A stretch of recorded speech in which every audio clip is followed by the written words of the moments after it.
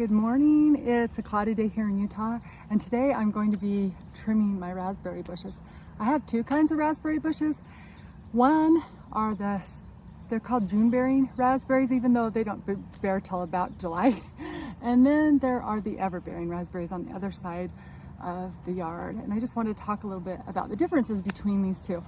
So the June bearing raspberries, they bear on the cane from last year, which was the new canes that grow are called primocane, or however you want to say that, and the old canes are called florcane.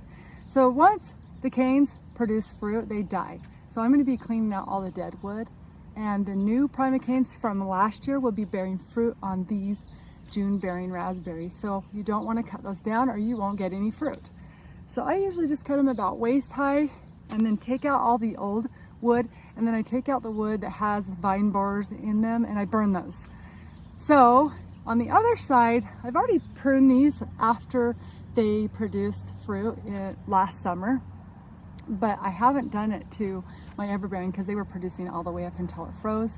I didn't want to damage them, so I'll be pruning them now. So with the everbearing, they can produce two crops a year.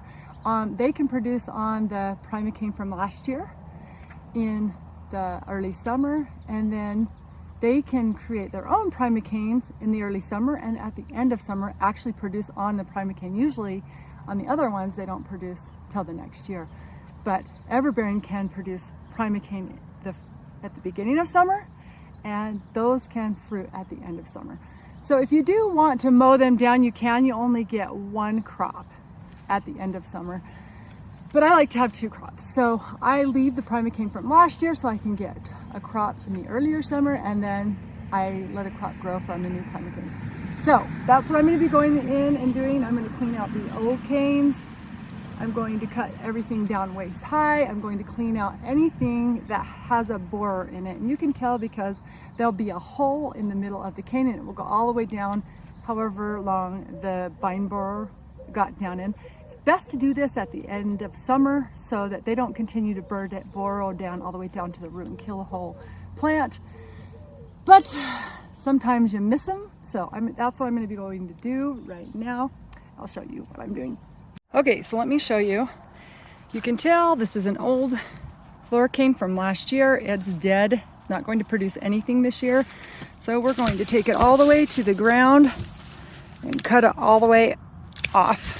Get it out. I need to get my gloves on because I'm terrible at this, and then I get these little tiny thorns in my fingers that are hard to get out.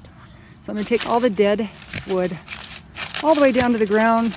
I don't know why I didn't do that before. So you can see here, this is, let me see, a primocane. This is a healthier one. This is one will bear fruit this year. So let me see if I can find a borer, one with a borer in it.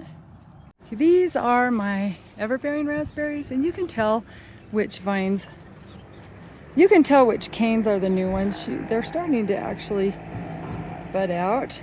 This is a new one. Yeah, and you can tell this is an old one right here. And there we go, you can tell there was a vine borer in this one. So let's cut that one all the way down. Get rid of it. Here's another one with a borer in it. So I will burn those because we don't want the borer to come back. So I'll be cutting all these waist high. And these are the ones that will be giving me fruit here in a couple more months. Then they will grow new shoots, and those will actually fruit at the end of the season, which does not happen in June bearing raspberries. So I'm going to get out these, and I will show you what they look like after we're done. All right, so I got my gloves on, my friends. And if you look back here, there are some blackberries at the very end there, and I'm going to prune them the same way that I'm doing these everbearing. So let's get this done. That'll be really nice. I have long sleeves on too. Usually have scratches up all over my arms when I prune raspberries. All right, let's get at it.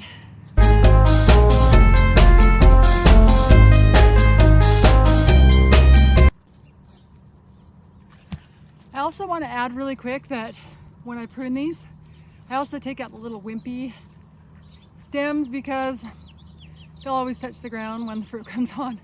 And I just want this to leave the strong ones. So I'm gonna finish pruning these and I'll come back in a minute. I wanted to show you some new primocane is starting to grow in my everbearing raspberries right here. And these little babies in the everbearing will start producing fruit on these new shoots at the end of summer and into the fall. Now, if these were on the June bearing ones, they would not produce till next year. So that's what's really cool about everbearing. Okay, I want to show you.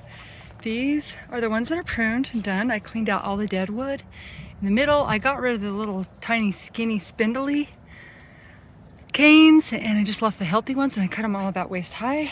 And I'm going to show you in one I haven't pruned yet so you can kind of see me prune it. Alrighty, let's prune this mess.